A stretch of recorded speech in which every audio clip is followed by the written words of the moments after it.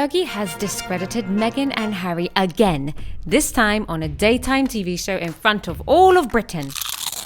Hello Crown Crunchers. Fergie Sarah Ferguson, the Duchess of York, has always been seen as a much-loved but rather cheeky lady, arguably one of the most scandalous royals until the Sussexes plundered onto the scene. Fergie is most known for being married to Prince Andrew before divorcing in 1996, but they kept a very close relationship and to this day they still live side by side. It was recently announced that she was entrusted by the late Queen Elizabeth to care for her much-adored corgis after her passing. However, she is most well known for a huge scandal in which she was secretly filmed for a documentary, stating that she would sell access to her husband, Prince Andrew, for £500,000. Cheeky Sarah. Back in the notorious Oprah interview, Meghan Markle made the allegation that Fergie had taught her to curtsy right after the shocking revelation that she, the Meghan Markle, would be expected to bow down to her grandmother, the Queen. Imagine that. Well, not long after the Oprah interview, Fergie claimed that she didn't really know Meghan and had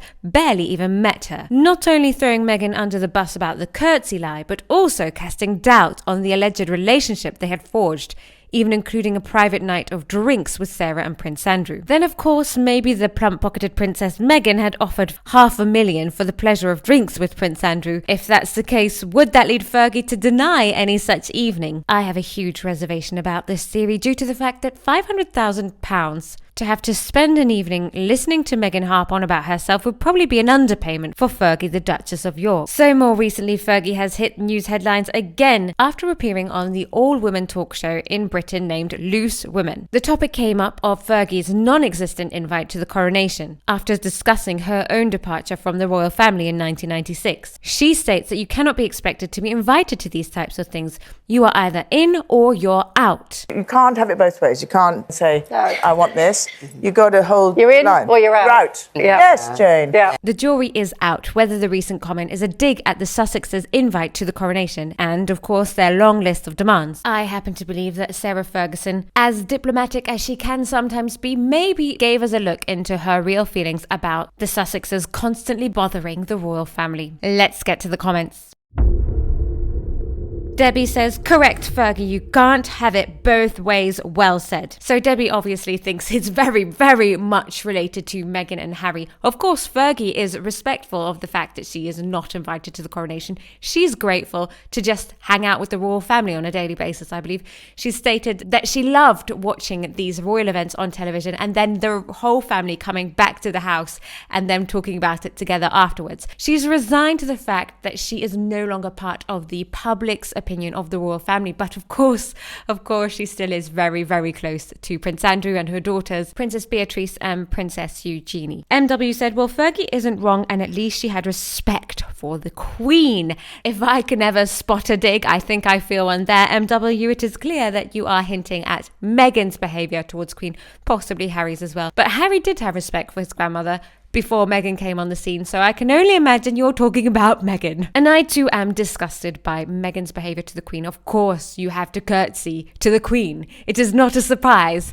It's not a surprise for people that can't even speak our language. Everybody globally knows that you must bow to the Queen. It is a cross-cultural reference for centuries and centuries and centuries. It's been that way. So the fact that it was news for Meghan is ridiculous and disrespectful. Mackay says, good for you, Fergie. How honesty makes popularity. If you're right about that, Mackay, if honesty makes popularity, then Meghan and Harry are on a downhill path, rolling faster than Usain Bolt after a few cans of Red Bull. Their popularity is plummeting. And you're right. For me, it's the integrity, the respect, the lies, quite frankly, the fact that they are always victims even when they're in Africa. But for sure, if they were slightly more honest, if they were slightly more thick-skinned, if they could take a joke about themselves, I would definitely like them more. But it does not look like we're getting any honesty anytime soon. Jeanette says, that curtsy, that disrespect, all those proven lies, I hope the Duke and Duchess of Deceit won't attend.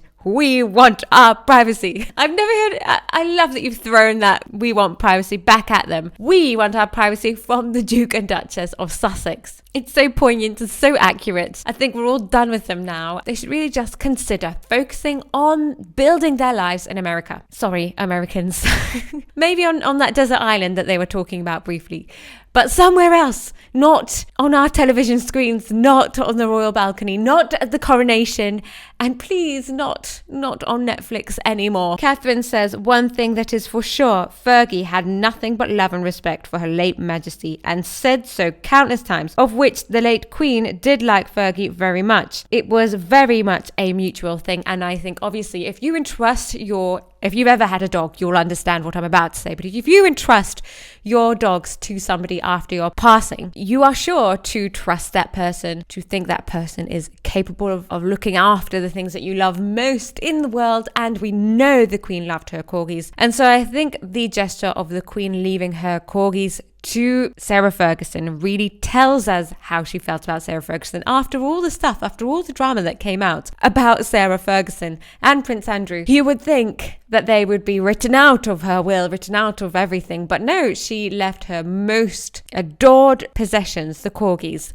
with Sarah Ferguson, and that tells me a lot as a dog person. Hit the like button if you think Fergie intentionally took a dig at Meghan and Harry. And if you're new here, then please subscribe if you'd like to. It's completely free and helps us grow our Crown family. That's all. See you down in the comments.